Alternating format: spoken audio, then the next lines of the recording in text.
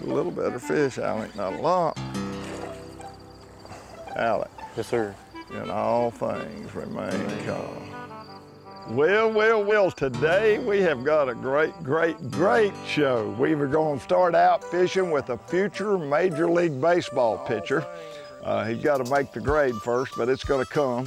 But we cover at least 1,500 miles total in our little fishing trip today. So I'm not going to give you all the clues, but I'm telling you, you got to watch to see how interesting this day is going to unfold. Fishing with my buddy that I've known for a long time, for his whole entire life. My buddy Alex Seward, who is my grandson, future Major League pitcher, and a great guy. Let me just tell you this right here. I'm very biased, but I'm telling you, this is a great kid. It just warms my heart to get to spend the day with him in the boat. So it's going to be a fun time for me, and I know it will be for you as well. Stay with me. I'm Hank Parker. How do I look? You are so handsome. Look at that camera. Now, is this a handsome boy? Look at him. Turn around, look at that camera. But tell him you're not available. I am not available.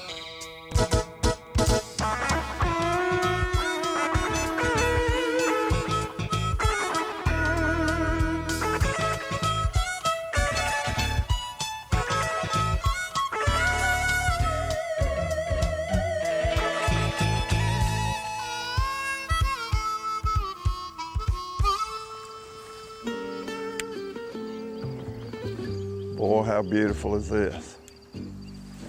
Pretty pretty. You did it, take it. All right, just throw it right here toward the edge of the weeds. Slow's the key. Alec is not an experienced fisherman. Try throwing overhand, don't do that. So a couple of things I want to talk about is one, he couldn't get any distance out of his bait casting reels, and then when he would fight to get more distance, he would end up getting an overrun. So the key to learning how to fish a bait casting reel is to come back and stop, completely stop. Don't load it up and throw it. Come back and absolutely, completely stop, and then kind of push it. And you'll develop that feel. I think you can handle a spinning reel. Just look out for loops every time you cast it. Watch this. Now, as we start out, Alec is looking fairly awkward. And in his defense, he's an awesome athlete. And he catches on quick. But this is pretty much new territory. So we're throwing baits to the corner of the grass. Okay? All right. Try to get it to the catcher, buddy. And it's precision casting, and it's a little bit out of his element. Look at here. Right here. This boat. All right, hold on now. Don't do that. All right, let me give you a little lesson. Okay, that's about as close as you want to get right there. Now, he ate that thing. All right, hold on now. That's a big fish to lift it like that. You almost. He's really struggling with overruns. He's struggling with throwing short. He's throwing too long sometimes. He's having issues. Harder, harder. There you go. Might be a good fish. Never did get the hook set. See what you do there? And so, as the day went on, he got pretty darn good. Stay with him, Tim. Alec, he didn't. We might double up here. I lost mine. You got yours. I lost mine. Pretty good little spot right here. We had us a double going. Talk to him, Alec. Be mean to him. Yeah, boy. Come on, boy. I didn't stick him. I did not stick him. I have not stuck him yet. I got him stuck now. Boy, it took him 5 tries, but when he finally decided he was gonna get it, he got it. He ate it. I got it. He finally decided to get it, he got it. Pretty good one there, Tim. Alec, how many times have I called you Tim? Tim's my youngest son. And so I'll call you Tim. I used to go through the whole family name when I was mad at one. Hank, Loose. So I'm gonna do you like that today. Alec, I got me one, buddy. That's beautiful. That's a good one. Put it under that cypress tree right there and see if you can get you one like it.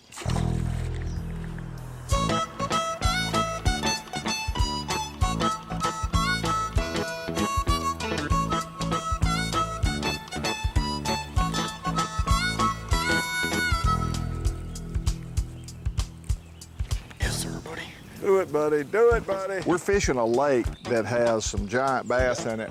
And I got a really good buddy who I've known for years and years and years. He's caught so many big fish. His grandson caught a 12-pounder out of this lake. So there's a lot of big fish. We have not done this lake justice. The lake is low, probably 18 inches low. It's been really, really dry. And we have fished the duckweed and the shallows. Now we're gonna go offshore and we're gonna see if we can't find the fish. You can be in a small lake, a 100-acre lake, a 50-acre lake. You still gotta figure out how to catch these fish and gotta figure out how to find them. He's a little better, Tim.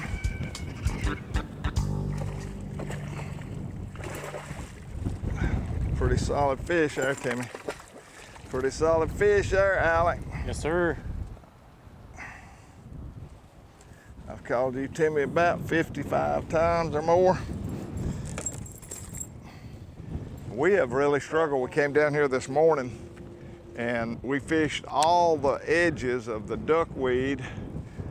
We used a new bait Berkeley's got called a General. Caught a few fish. Caught a few fish on a frog. And they don't seem to be on the shoreline structure at all. So we're out in the middle and there are a lot of stumps. We're just making drifts in this wind, putting the talons down, fan casting. Alex throwing a Carolina rig because the moss is so bad you can't throw a Texas rig. And I just picked up this spinnerbait and hadn't been throwing it long, and I lost a really big one and caught a really good one. So if that happens again, I think Alex is gonna be fishing a spinnerbait. Okay. It'll take you just a little bit because it is a lot of weight to get used to.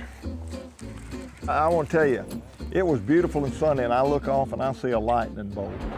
I'm there with my grandson, and as soon as I see that lightning, I said, guys, we're through, we're done. So we set it out. The storm got worse and worse and worse. And while you're watching the show, you think, well, why did they quit? Well, we quit because it was storming. Ooh, there's some lightning right there. Hey, don't go away. We're gonna make a move. We're gonna be on another lake when you come back. I don't want to take any chances. Hank's Show is brought to you in part by Ranger Boats, still building legends one at a time. Mercury Marine, go boldly. This portion of Hank's Show is brought to you by Berkeley.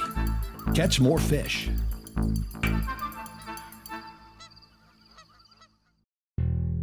Now it's time for Hank's Tip of the Day. You know, when Berkeley first decided to get in the hook business, I thought, why in the world? There's 15 hook makers out there, and it looks to me like there's so many more soft plastics that can be developed, as you've proven this year. Why the hook business? And I thought I had a great hook in what I was using. I didn't realize you could improve hooks. And I'm very, very pleasantly surprised that these hooks are a big improvement over what I used before. Yeah, it's, you know, honestly, we were kind of shocked too how much better we were than the competition. Not bragging, well, a little bit, but. Yeah, brag, go ahead, I like bragging. But we literally didn't think we could outbeat them or outdo them that much. So we have all sorts of machines at our plant that we literally test how fast a hook point goes in. We simulate a fish's mouth. So how many pounds of pressure does it take to go through there? And so obviously the shorter amount of time it gets through there, the thinner the hook and the sharper the hook. And we've proven that we go through this material faster than any other hook. So that's very important. And our hooks don't roll over. You know, and a lot of it's this, you know, this slick set coating, that's coated on the hooks. A lot of that helps penetrate quicker, right? But so the sharpness plus that coating, and that got us to, you know, 25% better than most hooks we've ever tested. But for those of you that don't know Fusion 19, it's the sharpest hook you can possibly buy on the market. We've proven that. These things, you can do whatever test you want to them, but they will not roll over. Yeah, I've noticed that. I've fished in rocks. I've fished Carolina rigs where we quite often would bend the tip of a hook. And been using them now for almost 2 years. And I haven't bent one single tip. And that's pretty impressive. It's an amazing hook. I love it. It's the sharpest hook you'll ever use, and it's the toughest.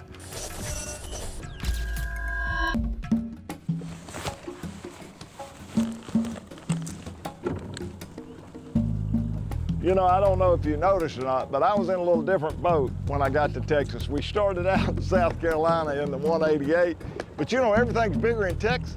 Man, you gotta have a 21-foot, a big Z boat. So we're having a big time making a move from South Carolina to Texas.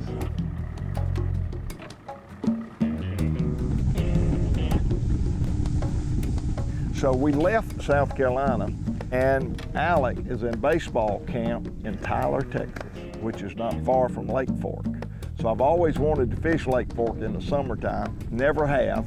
So we took off, I took off and drove across country and got out to Lake Fork. Well, it's 4th of July holidays and Alec's got a long weekend, so we're going fishing.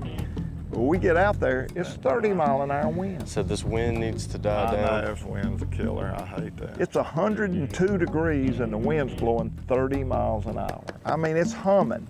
So what I would normally do on those big ledges, what I love to fish, is a Texas rig. That is a tungsten weight on a big 10-inch power worm. Lake Fork's got a lot of big bass in it, a lot of aggressive bass. So when you're fishing in really, really tough structure, you cannot beat a Texas rig worm. Now here's the trade-off, 30-mile-an-hour wind. Finally caught a fish, Alec. Little fella. How in the heck you gonna feel a bite? How you gonna know you even get a bite? You can't finesse anything. So what do you do to compromise when you got a 30-mile-an-hour wind? A Carolina rig. So you are Texas rigging. Lake Fork, Texas. I Texas rigged on a Carolina rig. I Texas rigged the worm on a Carolina rig. Might be a better color, who knows? So I'm still weedless. I'm really good and weedless. But yet I've got this weight, this big giant 1-ounce weight that I can feel everything even in a 30-mile-an-hour wind. And so I don't have to be as finessey. I can drag that thing up there and hit a brush pile and that fish won't hardly let go of it. If I was fishing a Texas rig and I'm pulling hard on it when he had it, he's probably gonna spit it out. On that Carolina rig, he's got enough leadway and he can go sideways. He don't spit it out as quick. And for a guy that doesn't have a lot of experience, it's hard to beat a Carolina rig. Yes, sir, my buddy can catch a fish. All right.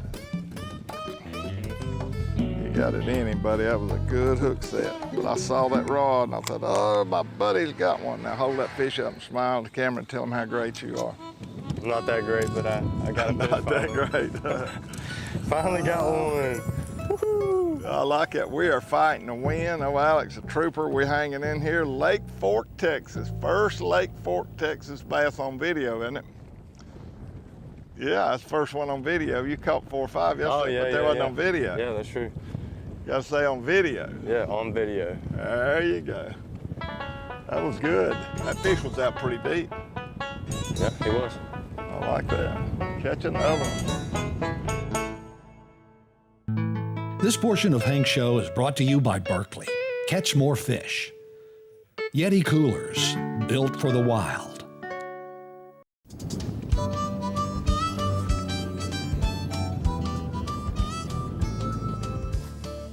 A lot of people say, man, I hate a Carolina rig. I can't cast them. Well, think about this.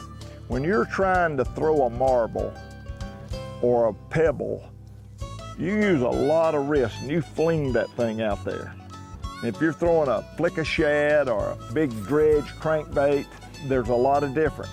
That flick of shad, you wanna, just like throwing that marble or that pebble, you wanna load that wrist up and fling it out there. With a hand grenade, you push it out. A big old fat hand grenade, you don't load your wrist. If you ever watch them, they heave that thing and push. Same principle, exact same principle. When you're throwing that big 1 ounce Carolina rig, come back here and stop and push that thing out there like you were throwing a hand grenade, not like you were trying to fling a pebble. But it's really important. Well, Alec caught on to that, and we caught them. We caught them on a Carolina rig, on windy conditions, and for us, the big key was the maps, man the maps. And then once we marked that place, to be able to go out there with an Ultrex trolling motor and hit lock. I mean, it made our fishing magic. I could interact with Alec, we could both walk to the back of the boat, we could lip a fish, we could take pictures, we could laugh, we could get a Slim Jim, we could get a bottle of water. Didn't matter, the boats hung right there where we marked it. Spot lock is just crazy how it helped us catch fish in those conditions. Hey, I told you we're full of surprises. We started out in South Carolina. We ended up at Lake Fork in Texas. We have now finally got out of the wind. We found us a new lake. We're about an hour from Lake Fork. We may or may not tell you where we're at. Look at this rascal. He thinks he weighs 12 pounds. We're on a public waterway, and it's a hot water lake, so that's all I'm gonna tell you for now. We may tell you more, but pretty pumped up. We come out here, just got here, catch fish. I like that. Boy, these are beautiful fish. Beautiful, beautiful fish. Fishing the old rubber worm, there's a tree. We got a beautiful point here that comes out. There's some timber here, and it looks so great on that map. All right, we got him. Step over here. Woo, look at that, a good one. Good one. Hey there, Big Daddy. That is good. Oh yeah. How about that? This is a lot different. Lake Fork, we have fought that wind, so I asked my buddies where I could get out of the wind. You got any more of those root beer looking? Oh, you like that old root beer. That's called a Havoc. Am I not your favorite, Pawpaw? You're my only Pawpaw. Well, that makes me your favorite then. I was right. We may just take off, go to a commercial break, and come back, and I will disclose where this mystery lake is. So stay with me, watch these incredible commercials, buy a lot of this great product, and we'll be right back with the answer. Where in the world is Alec Seaward? Hank's Show is made possible in part by Luz. Feel the difference. And by Minn Kota. Soft Science. Solar Bat. And Talon.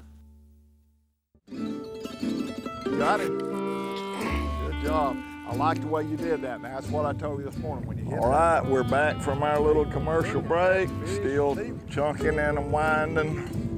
I am going to disclose our location on our mystery lake. And Lake Master has a map for this lake, and this is an awesome spot. It's Lake Welsh. Don't fall off the pictures, man, that'd be embarrassing. It is a warm water lake, so it gets fished a lot in the wintertime, but like we're talking water temp of 101.3. Get you some of that. You might need to quit pitching and just start fishing. Air temp, 101.2. So welcome to Texas on the 4th of July, brother. There you go. Uh-oh, I reversed it. I'm taking a picture of me. Boy, I look good, though. I look so good. What you got? Isn't that pretty? That is a pretty fish. Hello down there. Ease him back in the ocean. Kind of like old man fishing, Alec. Hey, Pawpaw, look at me up here. It's so funny how you work to get things perfect. And we started off in South Carolina where this lake we were in is full of giant bass. But we had all sorts of negative weather conditions. And I do not risk anyone's life over a bass as much as you want to stay when there is a threat of lightning. You just got to leave. Sometimes you don't want to, but don't hang around when there's lightning. So Alec moved to Texas. What do? I load up over the 4th of July and drive to Texas. So we covered a lot of miles between where we started and where we ended up. But golly bum, we made a couple of moves, but it turned out to be really, really great. And he's such a trooper, and I wanted it to happen for him so bad. And man, it was so cool at the end when we got on those really good fish and he started catching them. It worked out, and that's the whole deal about persevere. Persevere, man, don't give up, keep digging. And that's what we did, and we had a great time together, and we ended up catching some really, really good fish. So I hope you enjoyed the variety show. We've never done one like it, so it was exciting. Thanks for being with me. God bless you. I'm Hank Parker, and I'll see you next week. And don't forget to visit us at hankparker.com, the place for tips, giveaways, and more.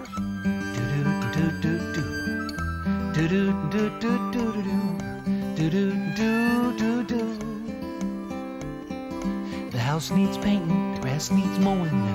Where's he at? Gone fishing.